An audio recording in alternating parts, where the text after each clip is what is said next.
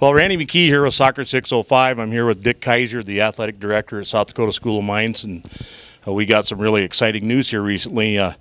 School of Mines is going to start a men's soccer program, so that's pretty exciting for you at the school too, I'm sure. Well, it's a great step forward for us as we make the move from NAI to NCAA Division II.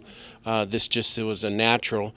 We've had a couple club sports on campus, but as our overall student body population becomes a little bit more worldly and not so much regionally, they are very much exposed to high school soccer and overall then collegiate soccer, and they've watched it. And it's just a great step for us. It will help us with the kind of student that we get, a more diverse student. It will help us with the style of things that we want to do at our institution, and we want to continue to grow and have athletics be a viable part of our institution. Well, you know, one of the things that the discussion's been around some of the soccer community here is, you know, the kind of students that you bring in from all over the country and all over the world. We ought to be seeing some pretty interesting players show up at School of Mines. That could happen.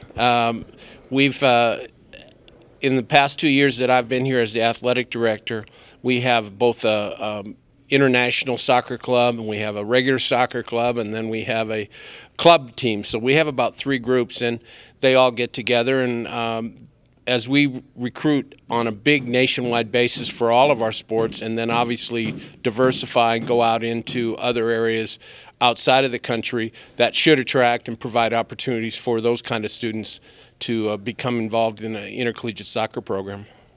We're starting to familiarize ourselves a little bit with Division II soccer, with the University of Sioux Falls men and women making that change. So I imagine you coming in, you're going to be under kind of the same restrictions, not being able to compete in postseason tournaments and that sort of thing for a year or two? We are about a year behind Sioux Falls College and Minot State and those kind of institutions. So we are in what's called candidacy year 2. We will have our provisional year hopefully next year, and then the following year, 13-14, we would be full NCAA members. So we've got still 2 years to go where we won't be able to compete in postseason play. But, you know, for a beginning program, that's not all that bad. And we will run a little bit of a reduced schedule next year. I think you're allowed 18 overall matches in Division II, and I think we'll be closer to 13 or 14 for next year, and then in 13 we'll have a full schedule. You know, earlier today when we were talking on the phone, you mentioned that you've been doing this AD gig at college level for 30 years now, and almost all of them you've had a soccer team. This was the first institution I haven't been at, that I've been at, that didn't have soccer since, gosh, 1976, I think, or something like that. So it was, you know, it was a natural. We looked at a variety of sports for both our men and women because as our institution grows from about its current 2,500 population to hopefully over 4,000 by the year 2020, obviously there's going to be activities and other things that are added.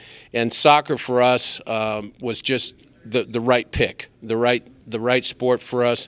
We looked at baseball, we looked at women's softball, and we also looked at women's tennis and those kind of things. And the bottom line in women's soccer, we are a little bit different institution than most. We are heavily populated men. We're actually 78% men and 22% female in the undergraduate population. We're probably one of the only institutions in America that got dinged on Title IX because we didn't have enough men playing. So this was just a great opportunity for us. So how long has the school been working on that? I mean, is this something that the Board of Regents had to approve, or were you able to do that on your own? Well, we actually took it through the Board of Regents to make sure everything was kosher and that they approved of it, and they really don't have to give the official stamp to say that you can have a sport like that.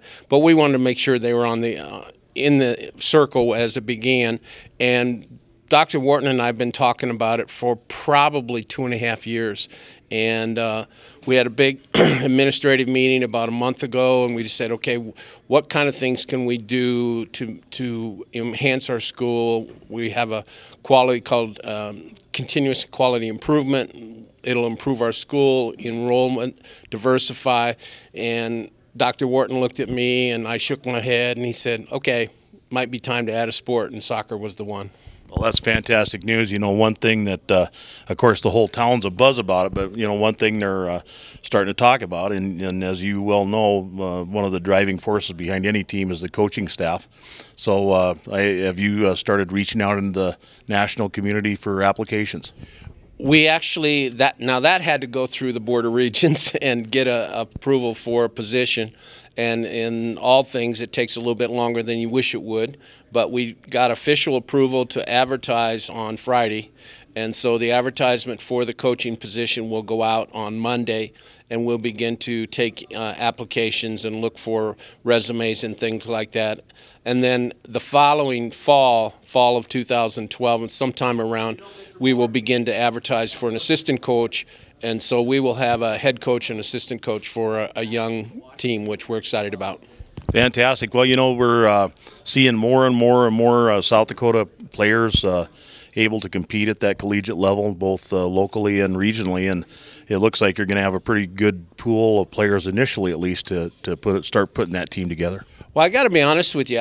When I started researching and we decided to, okay, this might be the right thing for us, I started looking around at the Dakotas and other areas, and I was really surprised and taken back by how few collegiate soccer programs there were.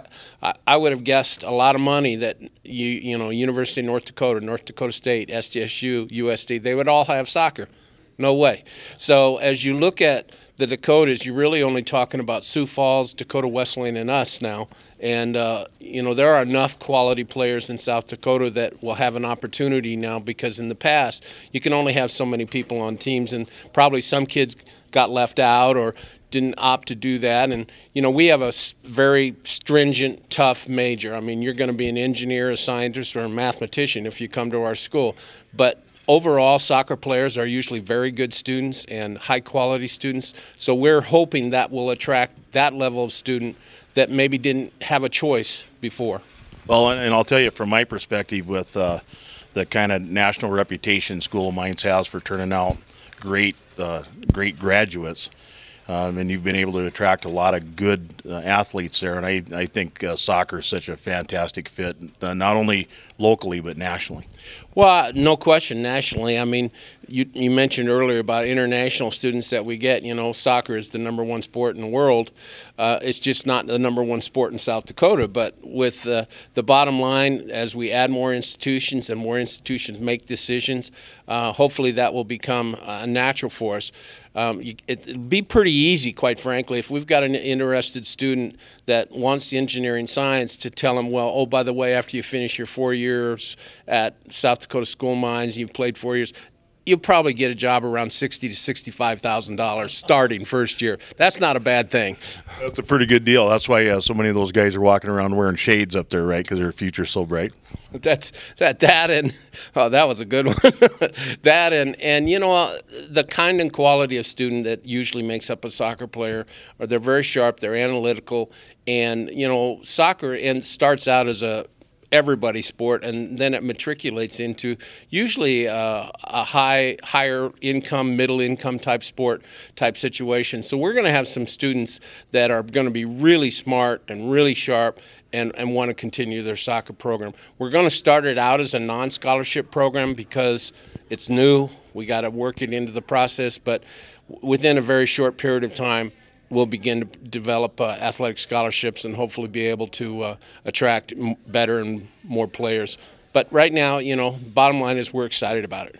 Well, you've got a lot of work ahead of you, but you know, from what I'm seeing and hearing here in Rapid City, you've got a lot of very excited people who are willing to do whatever they can to put the shoulder behind you and the program and make it go.